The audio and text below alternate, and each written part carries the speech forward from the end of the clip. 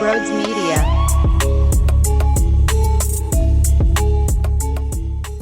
Just watch the Eagles tape. It's bad.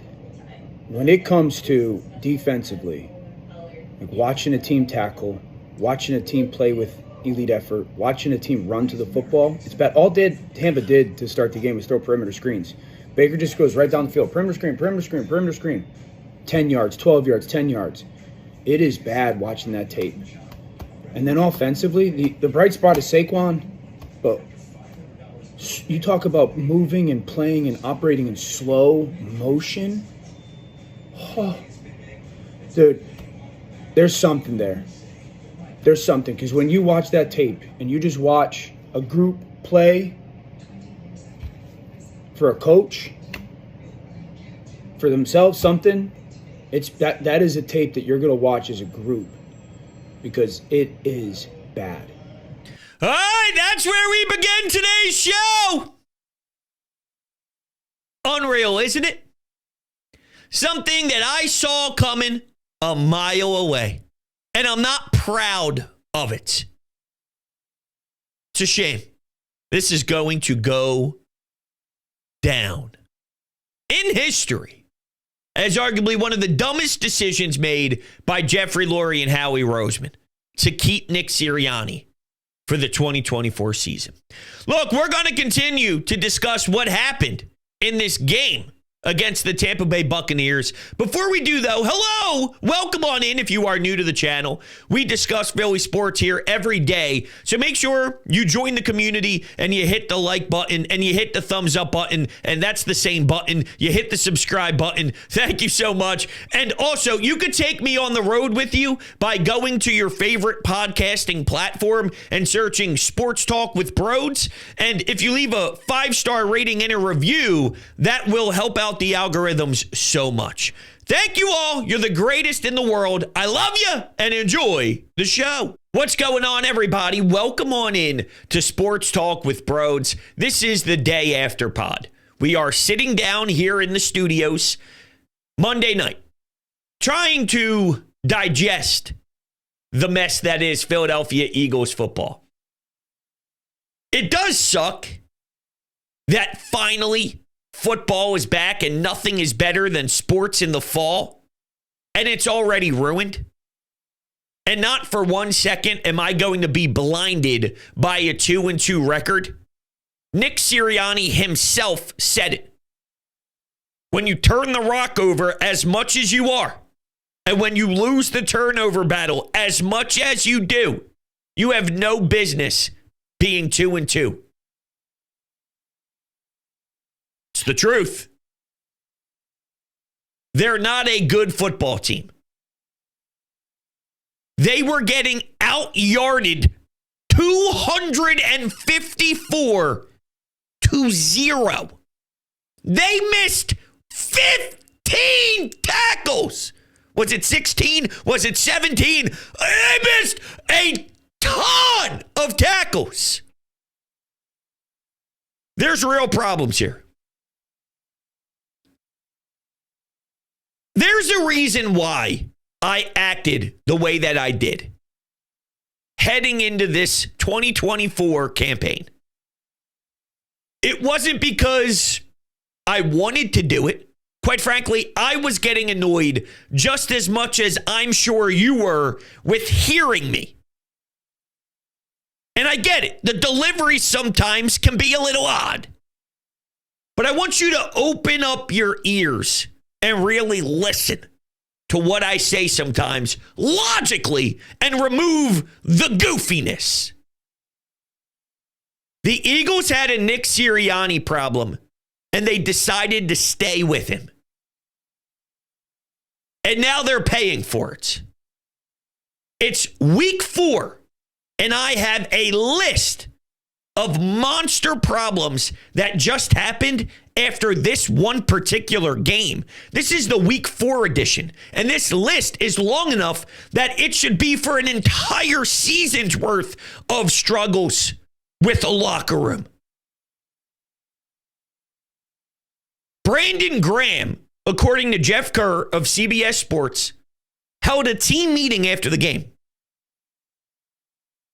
I already had to sit through a situation where the Eagles lost one of the most heartbreaking games in franchise history, regular season-wise. The way they fell against the Atlanta Falcons was absolutely gut-wrenching, unacceptable, and the head coach didn't speak. Now, just 2 weeks later, after this entire locker room was flexing their damn muscles after winning against the Saints, I guess they were smelling themselves big time. Because they sure were taking off their shirts, flexing, because they won a road game week 3. Here's reality. They got smacked with it big time in Tampa. It's pathetic. The way they boasted. And to put out that crap effort just 7 days later, shame on you. I guess you thought it was just going to be easy the rest of the way for whatever reason. Where's the pride? Seriously. But on the Nick Sirianni front, this was never going to work. And now I'm seeing 2 weeks after Jalen Hurts was the messenger, now Brandon Graham is walking in there trying to inspire the fellas. So if Nick doesn't call plays, if he's not involved in the offense, if he doesn't really have say with what Vic Fangio is doing, and he's not talking to the team in highly emotional locker rooms, what does he do? I want to know what he does. He's supposed to build culture, right? Okay, let's get to the next piece of information we learned after the game was over. 1, 2, 3, 4. Count it. 4 players go to social media and start spewing garbage. Darius Slay shows his accolades. How many pass breakups, how many interceptions, and then turns his account private. All right, leader. Isaiah Rodgers putting out a tweet about how we all mess up at our jobs. This is the same guy, by the way, who didn't know the rules when it comes to punt coverage. He actually thought he was making a savvy veteran move by throwing a body into Cooper DeJean. He thought he was doing something creative. And that also reflects the head coach, because if you don't remember, weren't we cracking up at other teams for not knowing rules? The 49ers? If any other team was dealing with this, we'd be laughing in their face at how dysfunctional their franchise is acting. If this was Dallas, and to some degree, yeah, Dallas is getting absolutely annihilated by their fans as well. But we can't be blinded by anything. This was staring at us right in the face. I'm surprised it took 4 weeks. And it really didn't, right? Because I've been aggravated from the jump for many different reasons. This is just the week 4 edition. But you can't get out-yarded by 255 yards and think that you're all good. You can figure it out. They were not prepared to play in that heat. There's a difference between maybe one guy struggling with dehydration, needing fluids, blah, blah, blah, blah, blah, and then the whole team. And if I'm going to go out on a limb here, I'm going to take a wild guess and assume that they weren't as conditioned as they needed to be to play in that environment. And it's not as if you find out where you're playing 3 days before you go. You knew forever now. We are going to Tampa. It is going to be hot. It's going to be late September. We need to be in a prime position to compete at a high level to put us in a good spot to win the football game. That's the coach of a job. Let me put these players in a good position. They were not put in a good position. I'm not a big training camp. They need to, go back to 2-a-days and throw up in their mouth and swallow it, and that's how they get liquid. I'm not going back to the old days. But they did not look to be prepared from a physical football standpoint. And then they were also prepared to not have Devontae and A.J. Brown. And if Jalen Hurts can only operate with A.J. and Devontae Smith, then you have a major quarterback problem, which we probably do have anyway. I'm now starting to wonder if he's more Kirk Cousins and more Daniel Jones than he is, whoa, look at what Jaden Daniels is doing. Look at the teams that have that threat and that guy year in and year out, and someone who is a franchise changer. Kirk isn't a franchise changer. He's fine. Daniel Jones is less than Kirk, but he's closer to Kirk than not. He's all right, there's a cap on it. You can ask him maybe to survive for a little bit of time. Daniel Jones being the floor version of this, Kirk Cousins probably being the ceiling version of that tier. But Jalen's in that range. Throwing a wobbly duck out of bounds when Saquon is as wide open as he is, that's unacceptable. But wait, so Isaiah Rodgers thinking that he's savvy, that's crazy. Mekhi Becton was posting on his Instagram story a picture of someone poorly dressed and saying, remember, this is the guy you're talking to on the other side of the keyboard. So maybe he was making fun of Slay. Maybe he was making fun and taking shots at some of his teammates, or he's ripping the fans that have an opinion on it. And then lastly, Devin White was congratulating the Buccaneers for making plays. When Jalen Hurts is sitting in the pocket too long and the ball gets stripped and he's getting sacked, he's live tweeting mid-game, showing his love towards the guys on Tampa Bay. To me, this is all on culture, right? Well, the one thing I thought Nick was supposed to be doing was to have the culture set. This is a mess. It's a mess. It was always going to be a mess. It's been a mess for a while. It's the truth.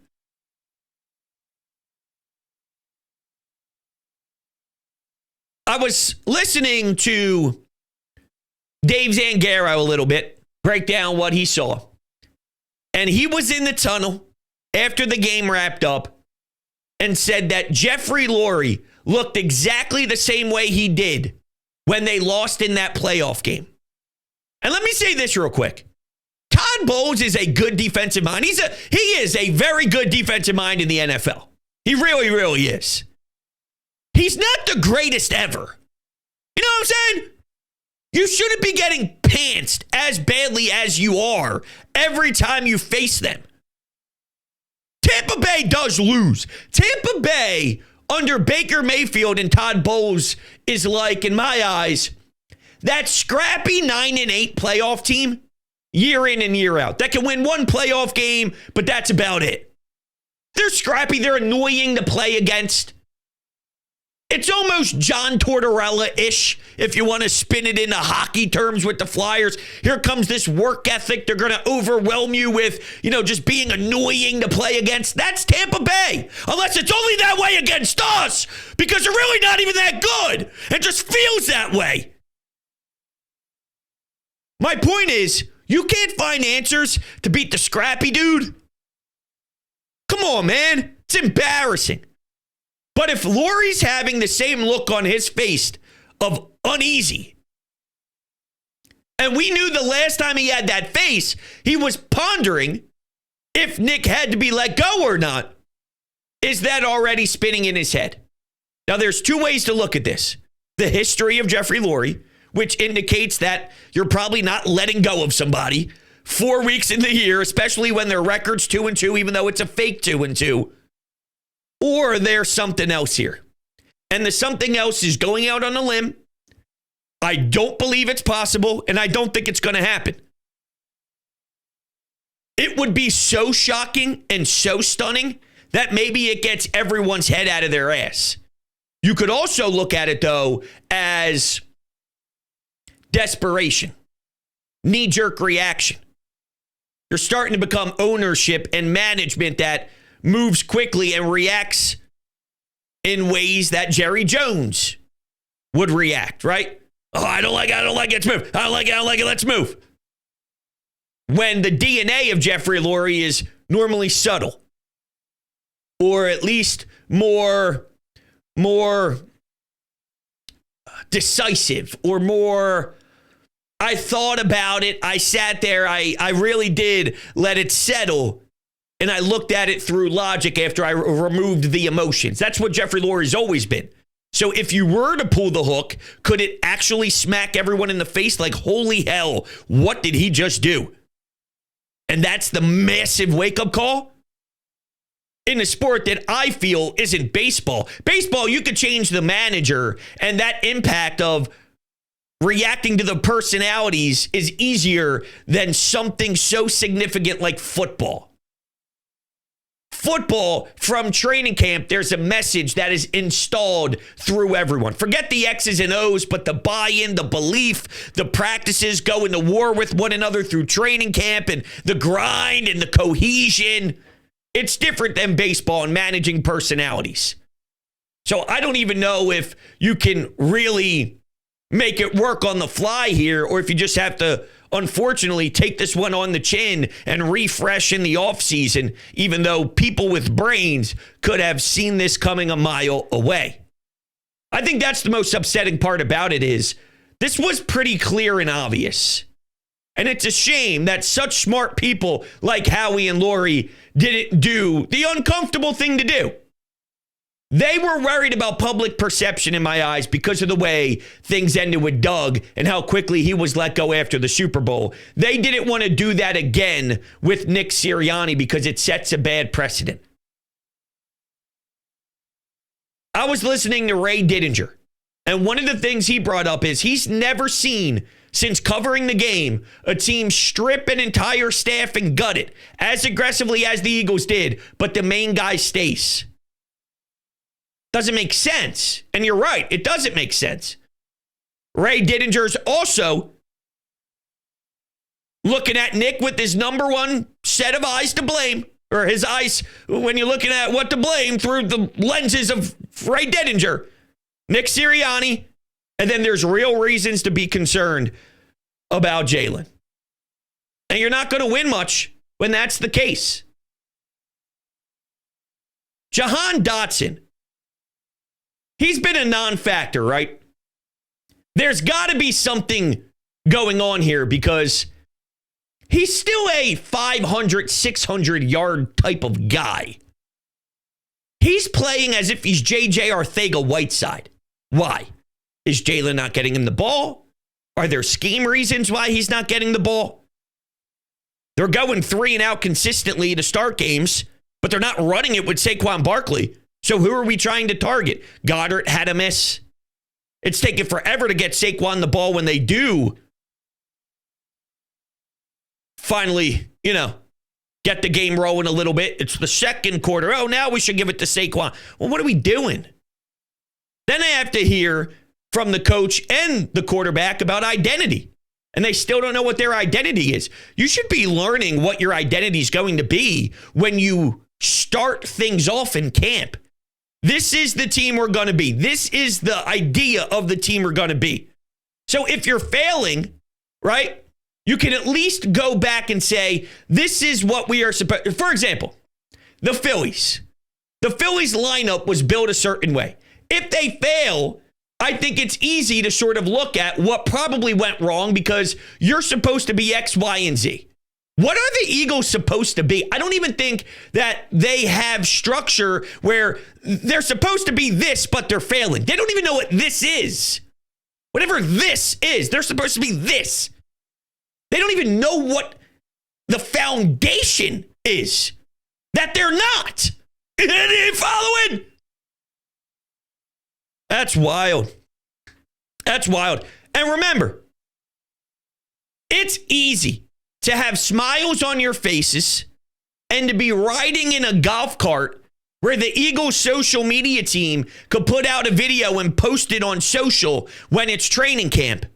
What happens when the first crack of adversity is here? Well, they failed the test, and they've been continuing to fail the test.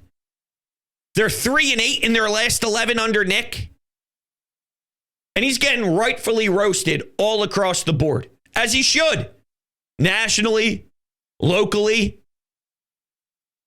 You're not even involved in these football games. That can't happen. The point of the head coach is when things get tough, when you lose guys, when players go down, when you lose a game you shouldn't. Do you have it in you to rally the fellas? Do you have it in you to have everyone buying in and making sure the right way to play is happening the next week? They're focused on outside noise a ton. Nick has openly said it. I hear what you're saying. I see what you're writing. I hear what's being talked about. You shouldn't. Maybe you shouldn't, Nick, because it looks like it's getting to you, and it looks like it's getting to the players that are reacting. I'm not going to tell you it's easy to deal with that level of scrutiny online. People tweet at me every day and say you're stupid. People comment on everything I do every day and say you're an idiot, you're dumb, you're pathetic, you're a loser, you're fat, whatever it is. And they have it 80,000 times worse. So to a very smaller level, I receive it and it blows. You have to do the best you can to remove yourself from the situation. And it's a different era. So these athletes are born into the social media world. I just saw a clip of Darius Slay and Micah Parsons chilling on a stream or doing a podcast where they're both talking about CJ Gardner-Johnson and all this stuff. This is how it is. And that doesn't bother me too much, whatever. These men are used to hopping online and reacting, just like we all do. So it's not the easiest way to just kind of shut your phone off and don't look. But you have to. That's all. My point is, you have to. In times like this, what's the benefit? What is Darius Slay going to get out of tweeting out all of his stats? Nothing. That's why he deleted it. What's Isaiah Rodgers getting out of saying we all make mistakes? You mess up at work too. What if I criticized you at work? All right, dude. You're in the NFL. You made a dumb play in special teams. Focus on the bye week and getting things back on track in that locker room. Looks very selfish to me right now. Guys are worried about this. Guys are worried about that. Brandon Graham's trying to inspire the team. Saquon Barkley is doing it through not only what his voice sounds like in the room, which is a big impact, but also how he's playing and how hard he's running on the field as well. There's a few guys, Goddard, Barkley, some of the offensive linemen in the trenches. Other than that, people are not holding up their end of the bargain. And it's a problem. It's a big-time problem. All right, so let's listen to some Anytime Hotline calls and react to how the people felt post-game. Wasn't a good feeling. It was not a good feeling. Hey, Brodes. I just wanted to give you my thoughts on this atrocity that just happened in Tampa. I know I'm not going to hit on Hurts because I feel like you and a lot of other people are going to do that. But I just want to talk about a much more broad issue, which is why in the world, a common theme over these first four games, why does the team just look so flat early on? Okay, they just look almost like a college or high school team. I mean, they just look completely not ready to play. Okay, I don't know if it's the coordinators having bad pregame plans, or is it like the medical staff, or is it something? Okay, And I think a lot of the blame there falls on Nick Sirianni. The team does not look physical early on, and they always have to wait for the coordinators to make adjustments. I mean, did the team not know that it was going to be like 100 degrees outside? I mean, they were just not physical at all. I know they're missing some players on offense, okay? But I need to see some physicality, okay? There's so many missed tackles by guys who are usually, like, who are supposed to be good players. Like, where is the tackling? Okay, where is the physicality on this football team? Look forward to your podcast. Well, thank you. Thank you. I appreciate the call and a lot of good stuff there. So the coordinators. All right, well, hold on. Let's start with they look like a high school team thing. Why does it look that way? Because they don't believe in the coach.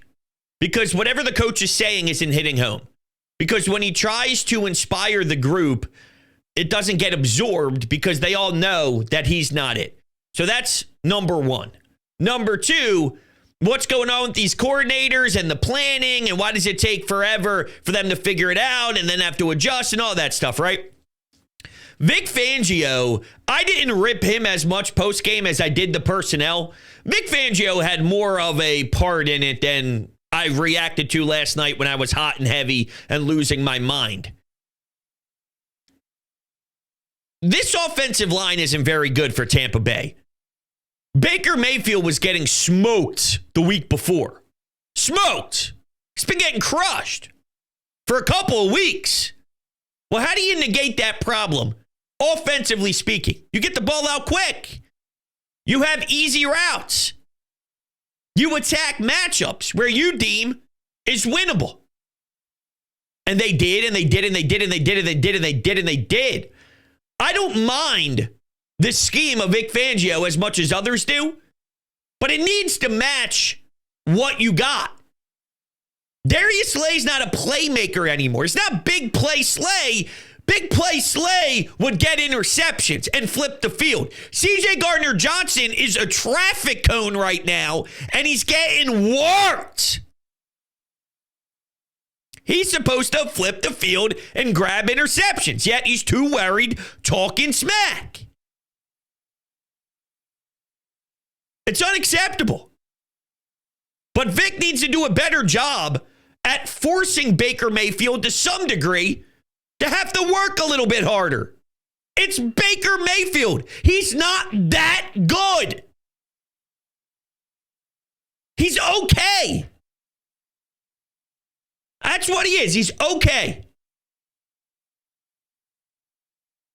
Todd Bowles has that team ready to compete.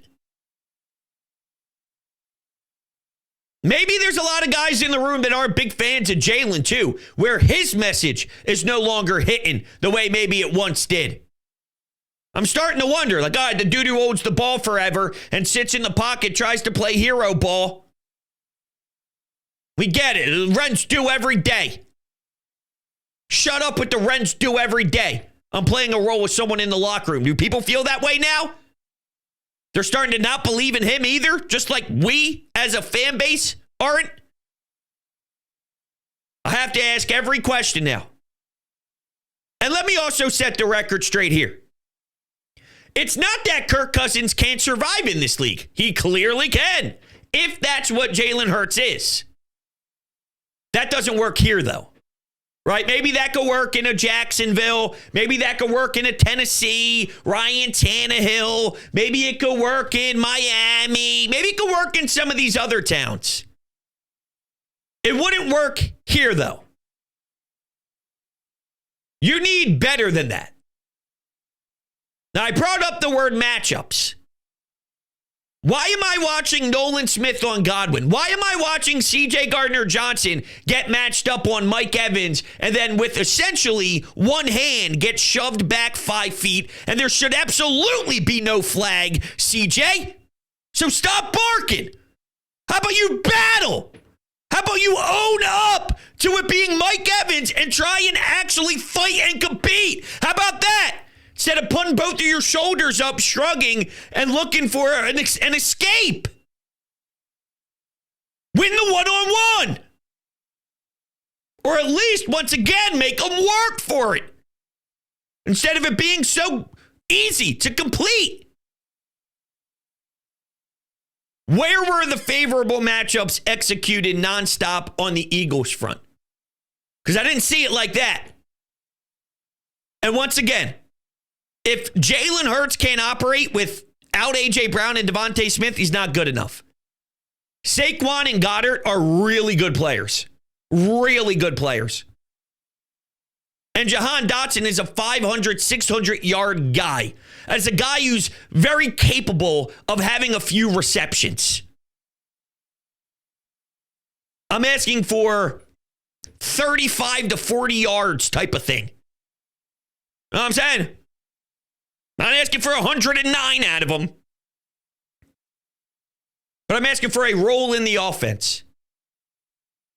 I have to imagine a lot of that falls on Jalen. Just as much as everything else involved right now. It's amazing we're here, but it's not. Told you forever now. Back to the phones. Brodes, I don't understand what this team does all week in practice. I don't understand if they practice at all. Nick Sirianni is a cancer. He's got to go. If it's him with this play calling and only giving us so many options, so many audibles, we have one of the best teams in the league on paper, and we're playing like we've never stepped on an NFL field in our life. I'm pretty sure a college team could beat us right now. Something needs to be done. Jeffrey Lurie needs to take a look at this team. Howie Roseman needs to take a look at this team. And something drastic during this bye week needs to be done because this is a disgrace. This is a disgrace. I don't think we're going to get anything in the middle of the season after these couple of days off in the bye week and whatnot. But I would love to see it. I really would. I think it would probably... It would benefit more than... it can't hurt. It can't hurt. So even if it doesn't work... This isn't going to work. But he wouldn't. He won't. I know he won't. What do they do in practice all week? Great question. Why were they not ready to play? Great question. It all stems from the lack of energy and the face of this era. And that's Nick Sirianni. Look, I think he's a good dude. I think he's a good person. It's not about being a good person. It's about winning football games and having this team locked in, prepared, and willing to at least give us everything you got. Give us everything you have, and we'll live with the results. This, though, this is business decisions on the field. So togetherness, brotherhood, a family, all the preaching about being together and one. You play for the guy next to you. That's what Nick Sirianni loves. They're not doing it. Everything that Nick Sirianni believes to the core, for the core values. Compete, accountability. They're not doing it. None of it. They're not doing any of it. None of it. So everything that he spills out and his go-tos are not hitting home.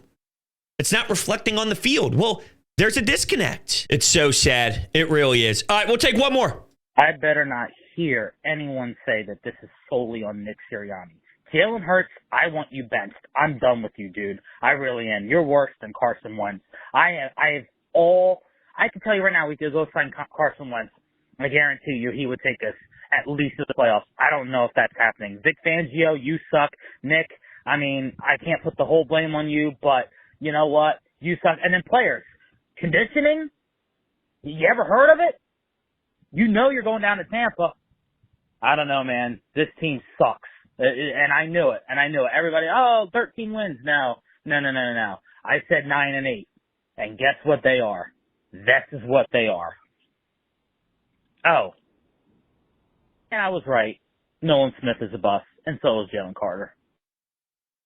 Jalen Carter has not been consistent enough. So until I see legitimate consistency, then, it's not good enough. It's not good enough. Nolan Smith is horrible. He's horrible. Nakobe Dean, horrible. Avonte Maddox, there's a play where he went to make a tackle, and they did the replay, and he's literally horizontal with the turf, launching his head and maybe 8 yards away from actually hitting any body. He was that far off. He just launched his body. It was so bad. So bad. So I'm with you. The only thing I disagree with is I'm not benching Jalen Hurts right now. That's not even in my thought process. Kenny Pickett's irrelevant to me. Tanner McKee's irrelevant to me. Jalen Hurts is taking the snaps. Now, he has sucked. He's taking the snaps. Everything else, all right, I get it. I'm angry too. So everything else, fine. I haven't thought about the not even playing Jalen thing. I don't really know what that accomplishes. All right, everybody, that'll do it. We'll continue this. Talk to you pretty soon. See you on the next one.